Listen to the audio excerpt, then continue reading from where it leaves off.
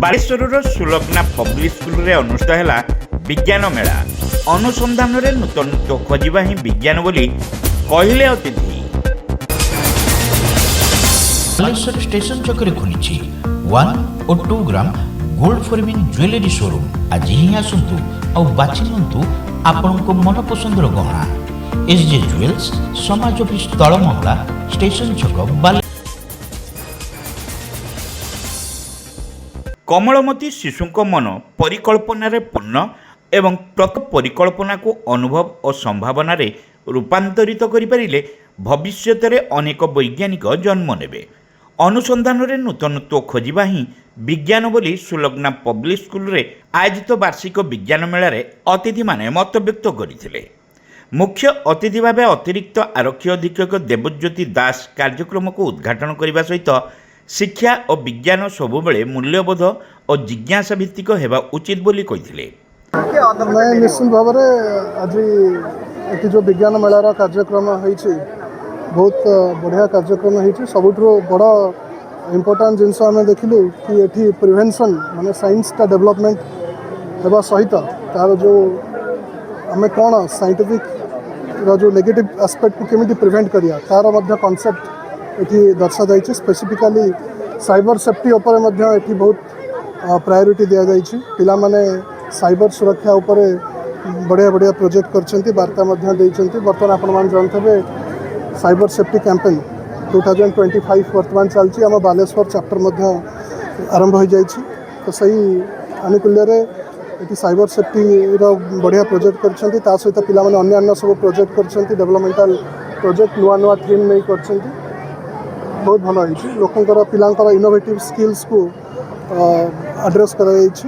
ସେମାନେ ମଧ୍ୟ ନିଜ ନିଜର ସ୍କିଲ୍କୁ ଦେଖାଇଛନ୍ତି ବିଭିନ୍ନ ପ୍ରକାର ପ୍ରୋଗ୍ରାମ କରିକି।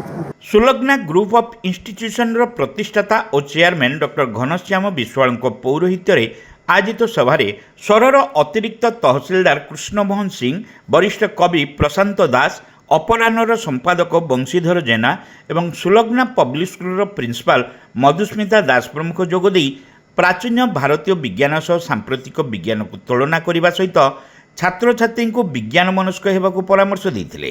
ବିଜ୍ଞାନ ସମ୍ପର୍କରେ ପିଲାଙ୍କୁ ସତ୍ୟ ଅନୁଭବ ଦେବାର ବେଳ ଆସିଛି। ପିଲାଟି ନିଜେ ଉପଲବ୍ଧି କରୁ। Realisation is the best lesson. ଯେତେବେଳେ ପିଲାଟି ନିଜେ ଉପଲବ୍ଧି ନ କରିବ ସେ ଜ୍ଞାନମୟ ହୋଇପାରିବ ନାହିଁ। ତେଣୁ ବିଜ୍ଞାନର ପ୍ରଗତି ସମୟରେ ବିଜ୍ଞାନର ବ୍ୟବହାର ଉପରେ ଆମେ ଗୁରୁତ୍ୱ ଦେବାର ଆବଶ୍ୟକତା ଅଛି। ଆମେ ଚେଷ୍ଟା କରୁଛୁ ଯେ ଆଇନଷ୍ଟାଇନ୍ କହିଥିଲେ ଏତେ ଆଗକୁ ବିଜ୍ଞାନ ଚାଲିଯିବ, ଗୋଟେ ଦିନ ସମୟ ଆସିବ ଯେ ଯେତେବେଳେ ମହୁମାଛିଟା ଆକାଶରେ ଉଡ଼ୁ ଉଡ଼ୁ ଆପେ ମରିକି ତଳେ ଖସି ପଡ଼ିବ, ସେଇଦିନ ପୃଥିବୀରେ କୌଣସି ଜୀବନ ଆଉ ନଥିବ। ବୋଧହୁଏ ବିଜ୍ଞାନ ପ୍ରକୃତି ଓ ପରିବେଶ ପୃଥିବୀ ମଣିଷ ସମାଜକୁ ମଙ୍ଗଳରେ ରଖୁ। ବୋଧେ ଏଇଠୁ ଆରମ୍ଭ ହେବ ସଚେତନତା। ବିଜ୍ଞାନ ଯେତିକି ଆଗେଇବ ମଣିଷର ତା'ର ବ୍ୟବହାର ସେତିକି ଶୃଙ୍ଖଳିତ ହେବ। ତାହେଲେ ଏମିତି ଏକ୍ଜିବିସନ୍ଟା ସଫଳ ନିହାତି। ବିଜ୍ଞାନ ମେଳାରେ ପିଲାଙ୍କର ବିଭିନ୍ନ ପ୍ରକାର ଡେଭଲପମେଣ୍ଟ ହୁଏ। ପିଲାଙ୍କର ବେସିକାଲି ସ୍କିଲ୍ ଡେଭଲପମେଣ୍ଟରେ ପିଲା ଯଦି କାମ କରିବେ, ଏବେ ଗଭର୍ଣ୍ଣମେଣ୍ଟର ବହୁତ ପ୍ରକାର ପ୍ରୋଜେକ୍ଟ ରହୁଛି। ଏତେ ପ୍ରୋଜେକ୍ଟ ରହୁଛି ଯଦି ଗୋଟେ ପିଲାଟି ହେବ, ସେ ତା'ର ସ୍କିଲ୍ ଡେଭଲପମେଣ୍ଟ ହେବା ଦରକାର। କାରଣ ଏତେ ଇନୋଭେଟିଭ୍ ଆଇଡ଼ିଆ ଆସିବା ଦରକାର। ଆଜିକା ଡେଟ୍ରେ ସାଇନ୍ସର ଯେଉଁ ଟାଇପ୍ର ଡେଭଲପମେଣ୍ଟ ହେଉଛି, ଟେକ୍ନୋଲୋଜି ଯେମିତି ଡେଭଲପମେଣ୍ଟ ହେଉଛି, ସାଇବର ସ୍କାମ୍ ଯେମିତି ହେଉଛି, ପିଲାମାନେ ଯଦି ନିଜ ହାତ ତିଆରି କରିକି ଯେତେବେଳେ ଶିଖୁଛନ୍ତି, ସେତେବେଳେ ଅଟୋମେଟିକ୍ ପିଲାମାନଙ୍କ ଭିତରେ ମାନେ ସ୍ପିରିଟ୍ ଆସିବ ଏବଂ ଡେଭଲପମେଣ୍ଟର ମଧ୍ୟ ଆଶା ତିଆରି ହେବ। ବିଭିନ୍ନ ପ୍ରକାର ପ୍ରୋଜେକ୍ଟ ହେଇଛି। କାରଣ ଆଜିକା ଡେଟ୍ରେ ଅତ୍ୟାଧୁନିକ ଯେଉଁ ମାନେ ଆମେ ମିସାଇଲ୍ ପାଖରୁ ଆରମ୍ଭ କରିକି ଆପଣଙ୍କ ପଲ୍ୟୁସନ୍ ପର୍ଯ୍ୟନ୍ତ, ଆପଣ ଟେକ୍ନିକାଲ୍ ପାଖରୁ ଆରମ୍ଭ କରିକି ଆପଣଙ୍କର ସାଇବର କ୍ୟାମ୍ପେନ୍ ମାନେ ପର୍ଯ୍ୟନ୍ତ ବିଭିନ୍ନ ପ୍ରକାର ପ୍ରୋଜେକ୍ଟ କରାହେଇଛି। ଏଇଟା ଇନୋଭେଟିଭ୍ ଆଇଡ଼ିଆ ପିଲାଙ୍କ ଭିତରେ ହେବା ଦ୍ୱାରା ପିଲାମାନେ ଶିଖିବେ। ପିଲା ତ ମାନେ ଆମେ ସବୁ କ'ଣ କି ଏସବୁ ଭୁଲିଗଲେଣି। ପିଲାମାନେ ଘରେ ସ୍କୁଇଜ୍ ହେଇକି ରହୁଛନ୍ତି। ଆଜିକା ଡେଟ୍ରେ ପିଲାମାନେ ମୋବାଇଲ୍ ସହିତ ରହୁଛନ୍ତି। ମାନେ ଘରେ ଗୋଟେ କୋଣରେ ଯେମିତି ରହିଲା ଭଳିଆ ରହୁଛନ୍ତି। ବାପା ମାଆ ବି ସବୁ ମୋବାଇଲ୍ ଭିତରେ ରହିଲେଣି। ତ ପିଲାମାନେ ବାହାରକୁ ଆସିପାରୁନାହାନ୍ତି। ତେଣୁ ଏସବୁ ଇନୋଭେଟିଭ୍ ଆଇଡ଼ିଆ ଆସିଲେ ପିଲାମାନଙ୍କର ସ୍କିଲ୍ ଡେଭଲପମେଣ୍ଟ ହେବ। ତ ବାହାରକୁ ଆସିବା ପରେ ପିଲାମାନଙ୍କ ଭିତରେ ମାନେ ମୋରାଲ୍ ଡେଭଲପମେଣ୍ଟ ସହିତ ଶାରୀରିକ ମାନସିକ ସବୁଥିରେ ଅଭିବୃଦ୍ଧି ହେବ ବୋଲି ଆମର ବିଶ୍ୱାସ ଅଛି। ପାଖାପାଖି 35ଟି ଷ୍ଟଲ୍ କରାଯାଇଛି। ମାନେ ଯେହେତୁ ଜାଗା ସର୍ଟ ଅଛି, ଜାଗା ସର୍ଟ ଭିତରେ ବି ଆମେ 35ଟି ଷ୍ଟଲ୍ କରିଛୁ, ବିଭିନ୍ନ ପ୍ରକାର ଷ୍ଟଲ୍ କରିଛୁ। ଆସନ୍ତା ବର୍ଷ ଆମେ ଆଉ ଟିକେ ଇଣ୍ଟର ଡିଷ୍ଟ୍ରିକ୍ଟ କମ୍ପିଟିସନ୍ କରିବୁ, ଯେଉଁଟା କଲେଜ କ୍ୟାମ୍ପସ୍ରେ କରିବୁ। ଆମେ ପାଖାପାଖି 100 ପ୍ରୋଜେକ୍ଟ କରିବା ପାଇଁ ଆମେ ଆଶା ରଖିଛୁ। ପିଲାମାନେ ଏଇଟା କରିବା ଦ୍ୱାରା ପିଲାମାନଙ୍କର ମୋରାଲ ଡେଭଲପମେଣ୍ଟ ହେଉଛି। ପ୍ରୋଗ୍ରାମ ଦ୍ୱାରା ପିଲାମାନଙ୍କ ଭିତରେ ଗୋଟେ ସାଇଣ୍ଟିଫିକ୍ ଟେମ୍ପର ଡେଭଲପମେଣ୍ଟ ହେଇଥାଏ। କାରଣ এই যে ছোট ছোট পিলামানে অଛନ୍ତି ସେମାନେ ହେଉଛନ୍ତି ଆମ ଭବିଷ୍ୟତର କାଲିର ଡାକ୍ତର, ଇଞ୍ଜିନିୟର, ସମାଜକୁ ଗଠନ କରିବାରେ ଏମାନଙ୍କର ବୈଜ୍ଞାନିକ ହେବେ। ଏମାନଙ୍କ ମଧ୍ୟରୁ ସମାଜକୁ, ଆମ ଭାରତକୁ ଆଗକୁ ନେବାରେ ସାହାଯ୍ୟ କରିବେ। ଏତେ ବଡ଼ ଦେଶ, କିନ୍ତୁ ଭାବନ୍ତୁ ପ୍ରତିବର୍ଷ ଯେତେବେଳେ ନୋବେଲ ପ୍ରାଇଜ୍ ଆମର ଯେଉଁ ଫିଲ୍ଡରେ ଦିଆଯାଉଛି, ସାଇନ୍ସ ଫିଲ୍ଡରେ ବେଶୀ ଫିଜିକ୍ସ, କେମିଷ୍ଟ୍ରି, ମେଡ଼ିକାଲ ସାଇନ୍ସ, ଆମ ଭାରତରୁ ଏପର୍ଯ୍ୟନ୍ତ ମାତ୍ର ଜଣେ CV ରମଣ କେବଳ ପାଇଛନ୍ତି ଫିଲ୍ଡ ଅଫ୍ ସାଇନ୍ସରେ। ଡକ୍ଟର APJ ଅବଦୁଲ କାଲାମଙ୍କର କଥା ଯଦି ଆମେ ମନେ ପକାଇବା, এই ବାଲେଶ୍ୱର ମାଟିରୁ ସେ କେଉଁଠି କେତେ ବଡ଼ ବଡ଼ ଆବିଷ୍କାର କରି ଆଜି ଆମେ ଯଦି ସ୍ୱାବଲମ୍ବୀ ହେଇପାରିଛେ, ଆମର ଯଦି ଶତ୍ରୁମାନେ ଆମକୁ ଡରୁଛନ୍ତି, ତାଙ୍କ ପାଇଁ ସେଇ ମହାନ ବୈଜ୍ଞାନିକ ଯିଏକି ପେପର ବିକିକି ପାଠ ପଢ଼ିଥିଲେ। ତେଣୁ ତାଙ୍କର ଯେଉଁ ଗୋଟେ ମହାନ ବାଣୀ, ସ୍ୱପ୍ନ ଦେଖ, ଯେଉଁ ସ୍ୱପ୍ନ ତୁମକୁ ଶୁଏଇ ଦେବ ନାହିଁ। If you will visit and if you will interact with everyone, then you can feel that. That's not my words actually, that's a proof of everyone's presentation. And we should salute everyone because today is the day.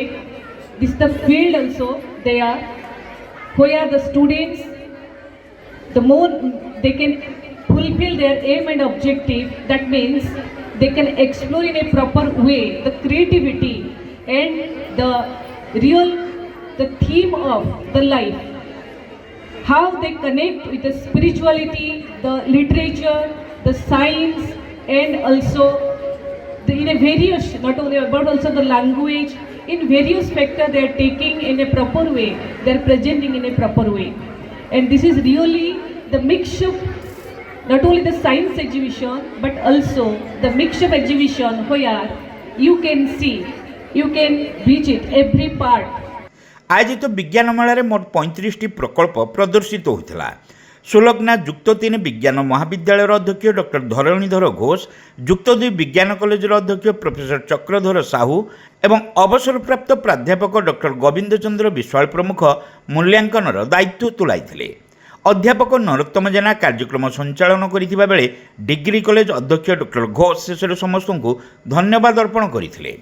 Jagdish Singh, Soumya Panigrahi, Subhendu Dinda, Sanjeev Mirdha, ଅକ୍ଷୟ ସିଂ, ବସନ୍ତ ବାରିକ, ତପନବାଲା ଜେନା, ଅରୁଣ କୁମାର ରଣା, ସରୋଜ ବିଶ୍ୱାଳ ପ୍ରମୁଖ ବିଜ୍ଞାନ ମେଳା ପରିଚାଳନାରେ ସକ୍ରିୟ ସହଯୋଗ କରିଥିଲେ।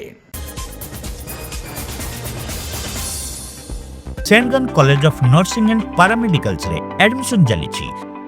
BSc nursing GNM course पई जोगाजोग करंतु।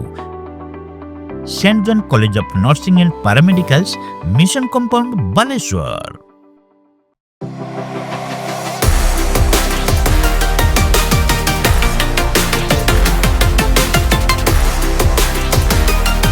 मां Lakshmi jewellers, Vivekananda Marg, Chidiya Polo, Baleshwar. Welcome to Pratiksha Fertility and IVF Clinic, Baleshwar. With state-of-the-art facilities and cutting-edge equipment, we provide the highest standard of fertility care. Pratiksha Fertility and IVF Clinic, Baleshwar. Pipe किनिबा पूर्वरु pipe रो पारिबा पणिया उपरे प्रत्येक प्रश्नर उत्तर आमे दबु। पानीर प्रखर जेते तीव्र हो अबा पानीर शिखर जेते उच्च हो, एमके प्लास्ट कंपनी रे निर्मित एमकेपी ब्रांड रो सुदृढ़ एवं दीर्घस्थायी पीवीसी एंड एचडीपीई पाइप्स सर्वदा नंबर 1। सर्वनिम्न मूल्य रे सर्वोत्तम पाइप किनिबा पई जोगाजोग करंतु। MK plast private limited, Ramdaspur industrial estate, Gorisahi, Cuttack district. Pin 754006। Call करंतु 8637278439 किंबा ईमेल करंतु admin@mkplast.in।